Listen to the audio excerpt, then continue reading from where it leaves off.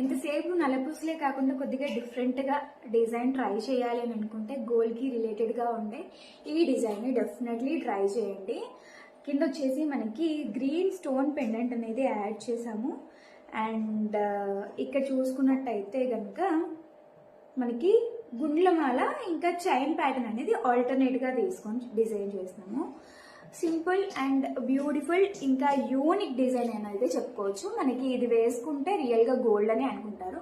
పిల్లలకి యూజ్ చేయాలన్నా సరే యూజ్ చేయొచ్చు, ఎవరైనా సరే అండి. దీనికి ఏజ్ లిమిట్ అంటూ ఏది లేదు, ఎవరైనా యూజ్ చేయొచ్చు.